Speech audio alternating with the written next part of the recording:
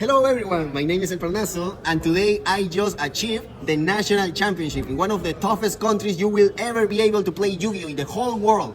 And I mean that. And if you doubt that, you come here and you play the game. So this is my deck list, Yami Fiesmith, the best Copium deck of all time. So I just went with, full consistency. Because of the quality, because of this format having a lot of higher quality of the Yami names, as almost every format before, I decided just to maximize all of them, but just the ones that are actually the names. Therefore, there is no the map here, because the map is not an actual Yami name at the beginning. There have to be assumptions that needs to happen, and at that point, I'd rather just have another kind of cards. Especially cards that can get me to the Yamis, but without taking care of my normal summon, and without only having one target on my deck. So that is why I decided to match my starters with the Fiensmith engine, which will be just these ones. The reason why I'm not playing neither the Tiered Engraver or any other target of the Fiensmith is because at the end of the day, you need to understand that this is just a Yami deck. The reason why you are actually playing this deck is because the quality of the Yami names. However, you have the problem of not having that much special summons available in order to push whenever you're going first or second.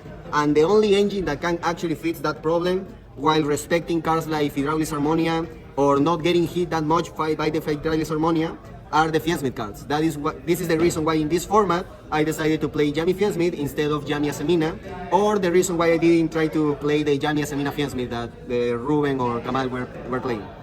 Now, because I am playing the Fiensmith cards, and the Fiensmith cards are basically two effect monsters without normal summon, I decided to play obviously the Sky Striker cards in this case. Yes, I know. Yeah, as you can see, there's going to be a card not ripped in my extra deck.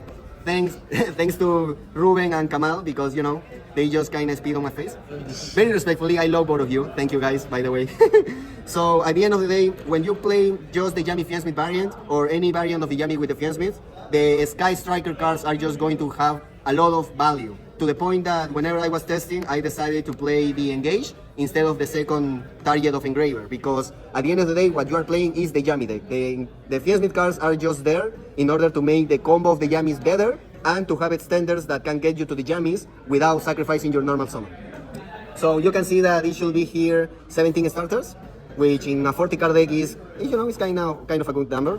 And we are still a believer of playing a maximum of 3 bricks in a 40 card deck, and that is why we just play these ones. Now, I'm not gonna lie, I've been playing without a Crookie in my main deck for kinda some months now because of the Yami Asemina, and I really feel the difference whenever I have this in single one. This card is amazing, and is like the quality of the bricks for a Yami deck is just so good that I don't understand why people don't have lost so many faith in this deck.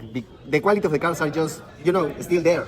And you can still take the advantage of using the rest of your deck in just non-engine cards. And the ones that I decided to use are the ones, the full one. Because I know that some people are not trying to play the full one, etc. But at least in this case, I think that for the environment it's really good. Against Kultung, this card is really good. I don't know why some people are saying that it's not good. This card is excellent. Because of the things that you care about whenever you play Yami. You care about B2B and you care about RS. So everything else just sucks. So just play three ashes, because now we are playing the Fiensmith variants. One of the best reasons to do it is because you can play three of the Purge. Because you play 3 of the Purge, having 3 impermanents are just really good. I didn't try to go for any kind of Baylor approach, because the value of trying to maximize the chance of having a trap with the Purge is just better. And I don't have that much value having a level 1 that is a tuner, because I can do that in very other ways with very other hand traps. So at that point, just the 3 impermanents, right? Now, the ones that I decided not to maximize are these ones right here. I just didn't like how Bell was performing whenever it's the only hand trap that you have in order to justify having 3.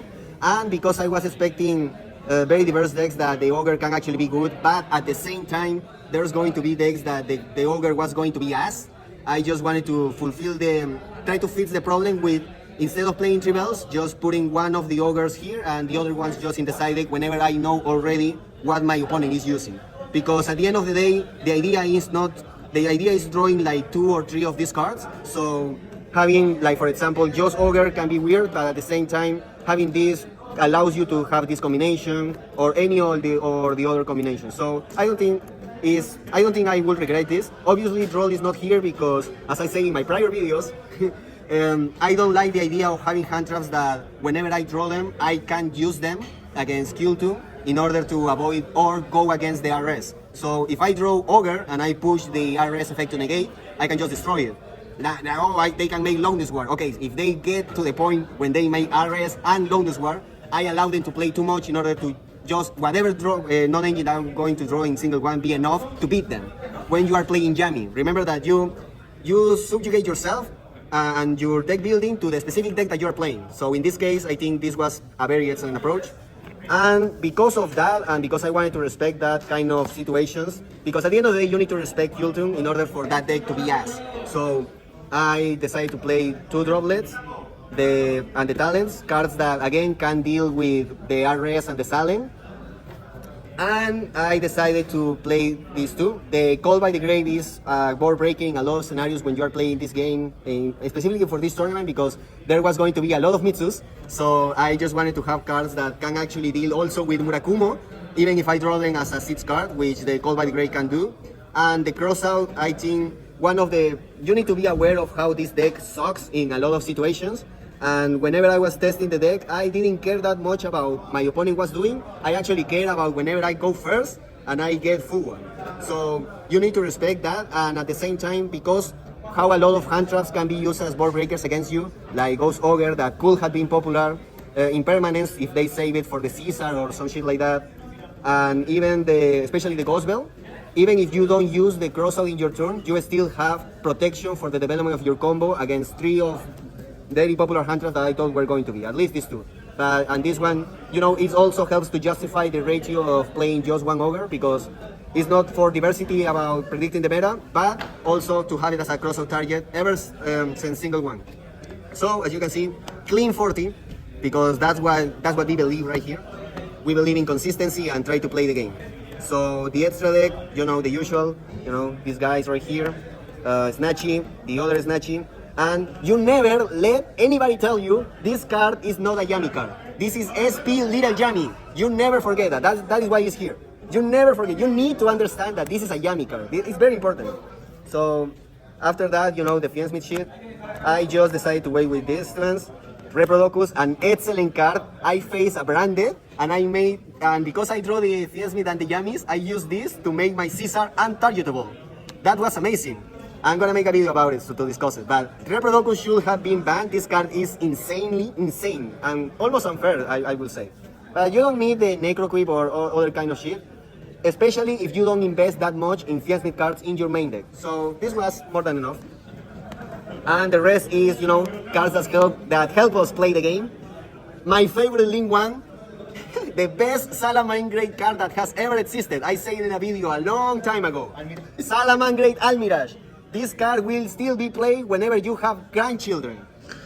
I swear that is going to happen. All the Salamangreat cards are going to be long forgotten, and people will still be playing Salamangreat Almirage. So you fucking respect this card, and you play it. And the last ones, shoutouts again to Ruben and Kamal, because it was necessary. These 2 cards were amazing, especially the Camellia. And if you saw my comeback in the semifinals in the stream that we make here, you can see how Camellia is so stupid in a Yami Fiensmith deck. It was amazing, and I can say that I wouldn't have achieved even half the results without the Camellia in my deck. So, redemption. Don't rip your Camellia in this format. Do it in the prior format.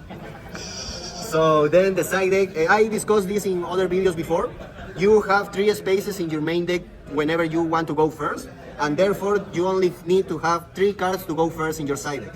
And my 3 cards were the Assist, the Sudden Judgment, and I like the idea of having 1 more starter whenever I know that I'm going first, and that is why here is when you put the map.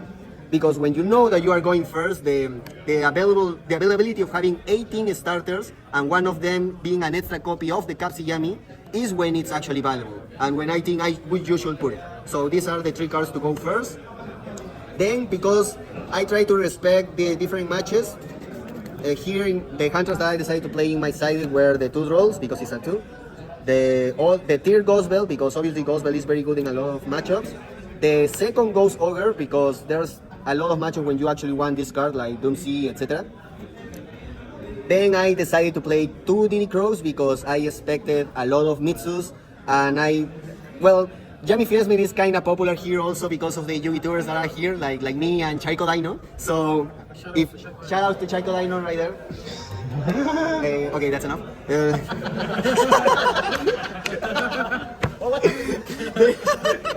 Then, whenever you're going against that deck, you avoid the Jamie plays after they do the Fiesmith shit, and Caesar don't do nothing, so you're fine.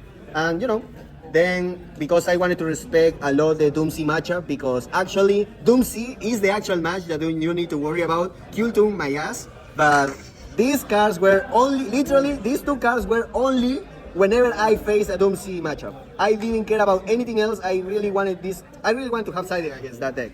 Then because I really think that is the format to do it, I decided to go with 3 different ways to try to pop the back row. I wasn't so sure of how many people were going to play Forbidden Crown, because a lot of people think that's a good fluke deck. So I just decided to respect that fact. I decided to respect a lot of branded that we were going to face, because you need to remember that whatever they do, they don't have any way to negate your spell cards unless they special summon. These don't special summon, so you take the counter, you take the Falcon and the Virtus, you take whatever quick spell they decide to set. And obviously, as you can see in the ratio of the event, I was expecting a lot of Sky Strikers, which I think was the most popular deck in the event. So this was excellent, a lot of different ways to use it. And because I was pretty sure that I don't know how many people, but people were going to play Nibiru.